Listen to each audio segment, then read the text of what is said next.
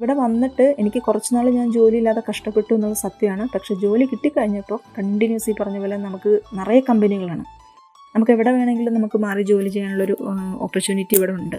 അപ്പം ഞാൻ പറയുകയാണെങ്കിൽ യൂറോപ്പിലെ ഏറ്റവും എളുപ്പം വിസ കിട്ടുന്ന രാജ്യം എന്ന് പറയുന്നത് ക്രൊയേഷ്യ തന്നെയാണ്.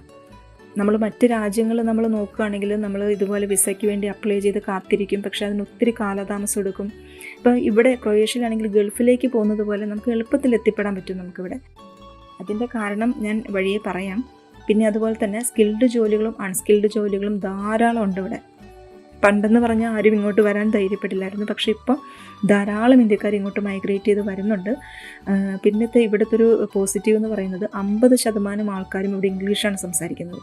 നമ്മുടെ കമ്മ്യൂണിക്കേഷൻ അതുകൊണ്ട് ഭയങ്കര ഈസിയാണ്. ഇംഗ്ലീഷ് അറിയാമെങ്കിൽ, അതായത് കയറി വരുന്നവർക്ക് കുറച്ചൊക്കെ ഇംഗ്ലീഷ് അറിയാമെങ്കിൽ ഇവിടെ പിടിച്ചു നിൽക്കൽ കുറച്ചും കൂടി ഈസിയാവും. കമ്മ്യൂണിക്കേഷൻ കുറച്ചും കൂടി എളുപ്പമാവും. കാരണം ഇവിടുത്തെ ലാംഗ്വേജ് ക്രൊയേഷ്യൻ, അത് പഠിക്കാൻ ഇച്ചിരി ഡിഫിക്കൽട്ടാണ്. അപ്പോൾ ഇവിടെയുള്ള 50% ആൾക്കാർ ഇംഗ്ലീഷ് അറിയാവുന്നത് കൊണ്ട് തന്നെ ലാംഗ്വേജ് നമുക്ക് അത്ര അങ്ങോട്ട് പ്രശ്നം വരില്ല. പിന്നെ ഇവിടുത്തെ കാലാവസ്ഥ എന്ന് പറയുന്നത് ക്രൊയേഷ്യയുടെ സൗത്ത് പാർട്ടിൽ വിൻ്റർ ടൈമിൽ 15 ഡിഗ്രി ഒക്കെ വരുള്ളൂ.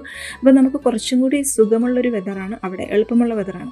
പക്ഷേ നോർത്തിലോട്ട് പോയാൽ, അതായത് ഇവിടെ സാഗ്രേബിലേക്കൊക്കെ പോയാൽ ചെറിയ സ്നോഫോളൊക്കെ ഉള്ള ഏരിയയാണ് ഇവിടെ. സൗത്തിലോട്ട് പോയാൽ കുറച്ചും കൂടി വെതർ നന്നായിരിക്കും. അപ്പം നമ്മൾ എടുക്കുന്നത് എവിടെയാണോ ആ സ്ഥലത്തെ വെതർ കൂടി നോക്കണം. കാരണം നമുക്ക് ഹെൽത്ത് എന്നൊരു ഇതും കൂടി ഉണ്ടല്ലോ. വന്ന് ഈ സ്നോഫോളിനൊക്കെ ചിലപ്പം പറ്റാത്ത ആൾക്കാരൊക്കെ ആണെങ്കിൽ ചിലപ്പോൾ ഭയങ്കര ബുദ്ധിമുട്ടാവും. ഫുൾ വീഡിയോ ലിങ്ക് ഡിസ്ക്രിപ്ഷനിലും കമന്റ് ബോക്സിലും കാണാം.